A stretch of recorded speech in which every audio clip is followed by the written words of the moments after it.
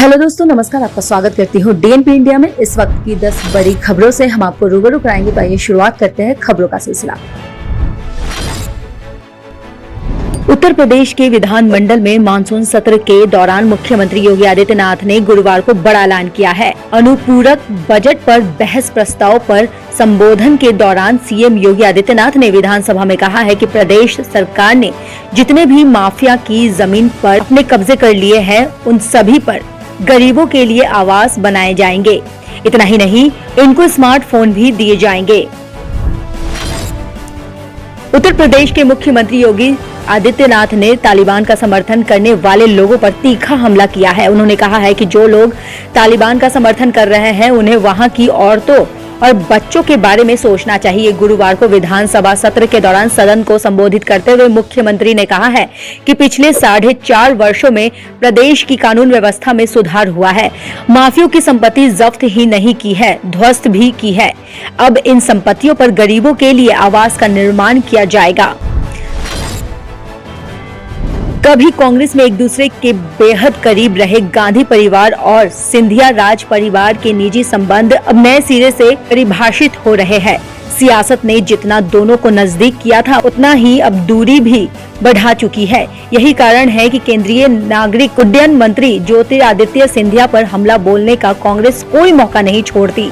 लिहाजा अब सिंधिया भी कांग्रेस और गांधी परिवार को जवाब देने में कोई रियायत नहीं देना चाहते हैं। उन्होंने अपना पक्ष साफ कर दिया है कि सियासत में गांधी परिवार से दो हाथ करने में अब वो किसी तरह का संकोच नहीं करेंगे।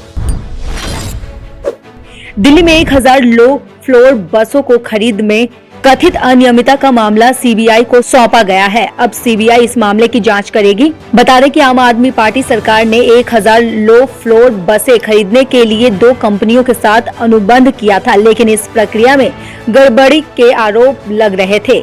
दिल्ली पुलिस की भ्रष्टाचार निरोधक शाखा यानी एसीबी ने परिवहन विभाग के सतर्कता निदेशक को इस संबंध में पत्र लिखा था, लेकिन 1 महीने बाद भी जवाब नहीं मिला। अब इस मामले में जांच सीबीआई से कराने को इजाजत दे दी गई है। जिला राजौरी के सीमांत थरना मंडी सेक्टर में सुरक्षा बल और आतंकवादियों के बीच सुबह से जारी मुठभेड़ में सेना के एक आतंकी को ढेर कर दिया गया है। हालांकि इस ऑपरेशन में कमीशन ऑफिसर जेसीओ के साथ 2 जवान भी शहीद हो गए हैं। मुठभेड़ अभी भी जारी है और नियंत्रण रेखा से सटे इस जंगलों में 2 से 3 आतंकियों के देखे जाने की सूचना है। फिलहाल आतंकवादियों को घेरने का प्रयास किया जा रहा है। 7th पे कमीशन के तहत केंद्र सरकार अपने कर्मचारियों को बच्चों की पढ़ाई का खर्च यानी चिल्ड्रन एजुकेशन अलाउंस सीईए देती है, लेकिन कोविड महामारी में लॉकडाउन के कारण देश भर में स्कूल कॉलेज बंद है। इसलिए सीईए क्लेम लेने में कर्मचारियों को दिक्कत आ रही है। इंडियन रेलवे ने कर्मचारियों की इस दिक्कतों को department of personal and training के सामने रखा। विभाग ने सीईए क्लेम के लिए एक तरीका सुझाया है, जिसमें रकम बिना औपचारिक दस्तावेज दिखाए जल्द मिल जाएगी। संयुक्त अरब अमीरात यानी यूएई ने 1 हफ्ते के लिए इंडिगो की उड़ानों पर रोक लगा दी है। यूएई ने 24 अगस्त के लिए इंडिगो की उड़ानों का संचालन सस्पेंड कर दिया है। ये निलंबन मंगलवार से प्रभावी हो गया है। वहीं जानकारी के अनुसार इंडिगो बिना आरटीपीसीआर टेस्ट वाले यात्रियों के साथ उड़ान भर रहा था, इसलिए संयुक्त अरब अमीरात ने उस पर 1 हफ्ते के लिए रोक लगा दी है।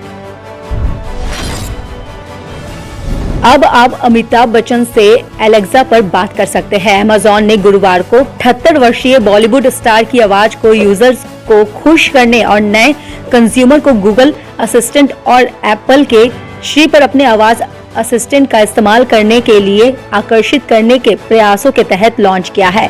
नए लॉन्च के साथ यूएस टेक जायंट ने भारत में अपना सेलिब्रिटी वॉइस फीचर भी लाया है। ये फीचर शुरुआत में 2019 में अमेरिकी अभिनेता और निर्माता सैमुअल एल जैक्सन की आवाज के साथ अमेरिका में आया था। मध्य पाकिस्तान में गुरुवार को शिया मुसलमानों के एक जुलूस में एक शक्तिशाली विस्फोट हुआ, जिसमें 3 लोगों की मौत हो गई। और 30 लोग घायल हो गए हैं। प्रत्यक्षदर्शियों और एक शिया नेता ने ये जानकारी दी है। वहीं जानकारी के मुताबिक मध्य पाकिस्तान में शिया मुसलमानों के जुलूस के बीच ये धमाका हुआ। स्थानीय पुलिस ने धमाके में 3 लोगों के मारे जाने की जानकारी मिली है। वहीं सोशल मीडिया पर वायरल हो रहे वीडियो में देखा जा सकता है कि किस तरह से धमाके के बाद घायल लोग सड़क किनारे बैठकर मदद के लिए इंतजार कर रहे हैं। अफगानिस्तान में बद से बदतर होते हालात के बाद अंतर्राष्ट्रीय मुद्रा कोष यानी IMF ने अफगानिस्तान को मिलने वाली करीब $460 मिलियन की राशि की निकासी को रोक दिया है।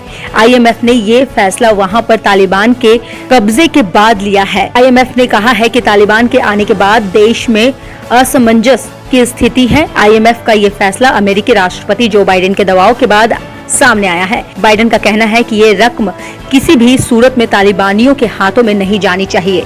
खबरों की और जानकारी के लिए देखते रहिए DNP इंडिया। तब तक के लिए नमस्कार।